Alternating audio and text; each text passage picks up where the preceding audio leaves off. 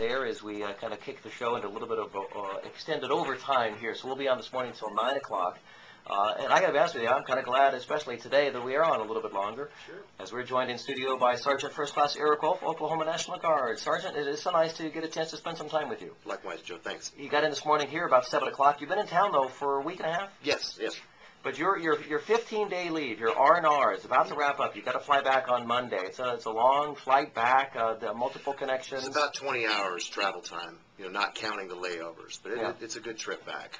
Well, we're getting together tonight at 5 o'clock at Kilkenny's. I hope you get a chance to join us. I'm going to be out there. Rick Corey, all of our staff here from KRMG is going to be out there. My wife is coming. And, bring your wives, bring everybody. I know that Wife First Class Annie Wolf is coming out there tonight as well. How is she doing? She's doing good. I think, it's been a long 10 months getting here. And coming home it's been a fantastic, just a reunion for the both of us together.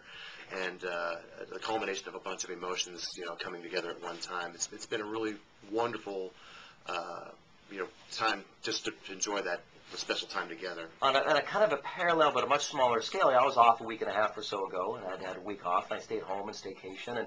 And the first few days, you're kind of getting acclimated to the new surroundings, and then you're about midway through, and suddenly you realize, oh gosh, I've got to go back. I got to go back to work. You've got to go back to work. You've got to leave the country again. I mean, at some point, you start getting that end of vacation blues. Right. And you start getting sad again. Right. And she's doing a good job of putting up a good front. I mean, I know it bothers her. We've been through this before. She's a real troop. She, like all of the other spouses of deployed soldiers, carry a heavy burden. I think a lot of people don't truly understand.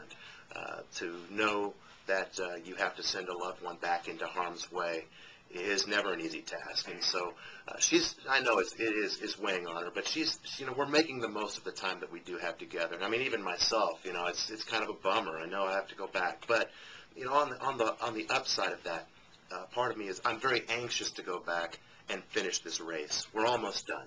And there's a part of me that's, I want to get back. I want to be with my guys. I want to finish the race and get us all home safely, so we can all be back with our wives and the spouses, children, and be reunited for the one last time. Long term. Yeah, for the long term. By the way, we've got a video up on the website. If you want to see part of our dialogue here with Sergeant Wolf this morning, you can go to krmg.com, click on the KRMG Morning News. It's part of our blog there.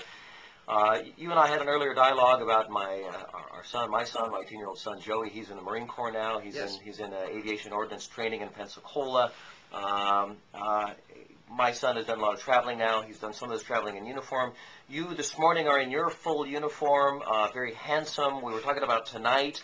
Not going to be in uniform, so don't watch. We're going to be at Kilkenny, so don't expect him to see him in uniform tonight if you're going to join us out there. But as you are traveling, and as you're traveling through airports, I think of that really cool Budweiser commercial that came out a couple of years ago about that spontaneous patriotism that breaks out. I mean, how are you received when you're out in uniform somewhere? When you're traveling with other servicemen and women in uniform, I mean, how, generally speaking, have you been received? Very well. And it's interesting that you bring up that commercial because I experienced that. No exceptions. I mean, I'm not exaggerating. When we arrived on this last aircraft coming home on leave, it was a charter aircraft full of nothing but U.S. servicemen. And so the Dallas-Fort Worth Tower was aware, hey, we got a charter flight full of troops coming home.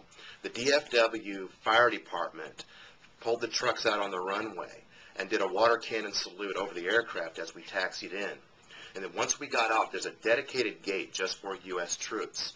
Once we got off the gate there at Terminal D in Dallas-Fort Worth, we go up this flight of stairs and we find ourselves walking along the upper level of Terminal D. Now, it's all encased in glass, so everybody down on the floor level beneath us can look up and see.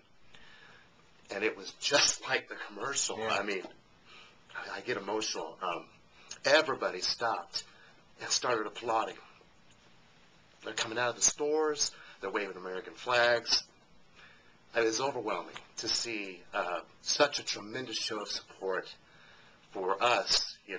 I mean, it was great, just like the commercial. You know, it was awesome. And I think I would hazard a guess that commercial was probably inspired by a real life event, but I think that commercial has also inspired people to emulate that commercial. And when you see troops, I mean, I regularly see, and I have participated in, if I'm traveling through an airport and I see a serviceman or woman somewhere, but I'll, extend a hand and say, hey, thanks, congratulations, we appreciate the commitments, the dedication. And when as you talk about this, you talk about, White First Class Annie. I mean, this is a sacrifice that is not made just by the servicemen and women. These are civilian families across the country that make tremendous sacrifice for our citizen soldiers day in and day out. Mm-hmm. Yes, that's correct. I think it's very important that we recognize two groups. One, the spouses and families of the soldiers who are deployed, because they got to carry that torch and carry that burden while we're gone every day. I mean, Annie really rarely even watches the news. She kind of isolates herself away from it just simply because. I don't blame her.